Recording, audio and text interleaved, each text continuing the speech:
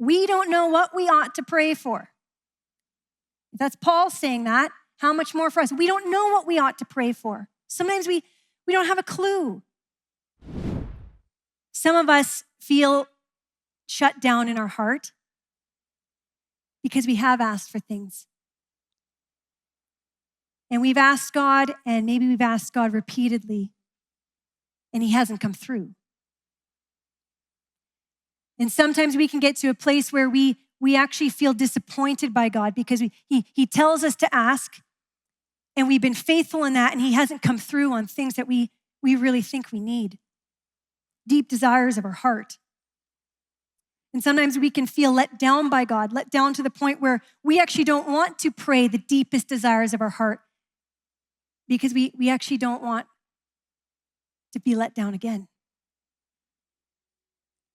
And as I was thinking through some of the even recent times where this has occurred in my own life, part of the challenges is when we feel disappointed and let down by God because he hasn't come through on our asks. The problem is that we're misunderstanding the prayer relationship. Jesus frames it here for us. He says, God is our trustworthy Father. He's not our genie. He's not artificial intelligence where we just, input what we want and out pops something that's convenient and going to make our life easier. He's a trustworthy Father, and that means we're kids. Kids are always asking for things that aren't good for them. We seem to have a generation where, I don't know if you've experienced this, but there seems to be this movement where a number of parents or caregivers have now said or believe that their kid knows exactly what is good for them. They know what's best for them. And I've met families where they say, no, my kid doesn't have to eat what's on their plate. They don't have to eat. They'll tell me. Their body will tell them what they need. And so we just wait until they ask. Their body knows. You meet that same kid a month later, and it's shocking to discover that their body only needs macaroni and cheese and fishy crackers and hot dog buns. You don't have a clue what's good for them. Think about the things that kids ask. Think about the things you've asked for. I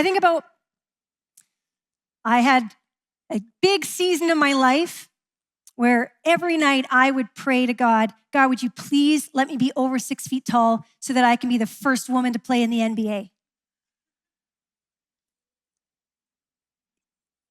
Thank God that he doesn't ask and answer all of our silly asks. And yet sometimes our asks aren't silly. Sometimes they're the deep desires of our heart.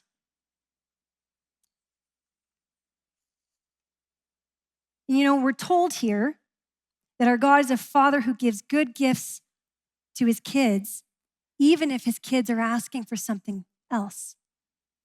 It says, which of you, fathers, if your son asks for a fish, will give him a snake instead?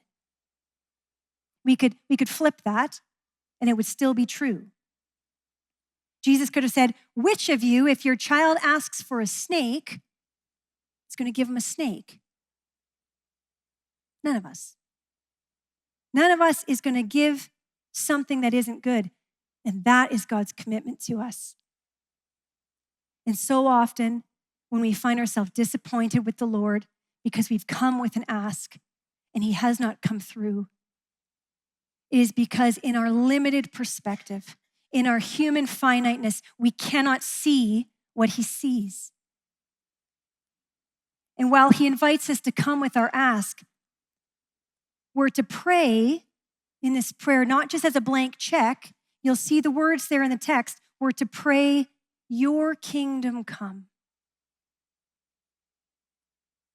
Because when I pray according to my kingdom, I only have a limited perspective, and I so often see the things that are what I want or are what are easy for me or what don't require loss or sacrifice. And yet our good Father is trustworthy, and he gives us not just what is our kingdom, but for his kingdom. P.T. Forsyth once said these famous words. He said, "We shall come one day to a heaven where we shall gratefully know that God's great refusals were sometimes the true answers to our truest prayers." I'll read that again.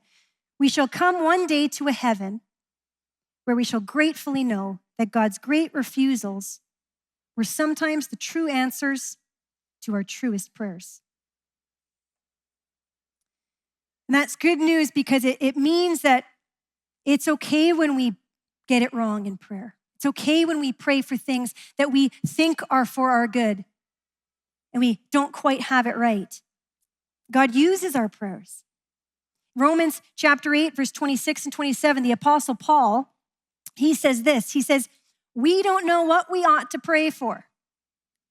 That's Paul saying that. How much more for us? We don't know what we ought to pray for. Sometimes we don't have a clue. But Paul says the Spirit intercedes for us. He says the Spirit takes whatever snake or scorpion we might be praying for and intercedes for us in accordance with the will of God. He's not trying to hold out on us. He actually wants to give us what is best.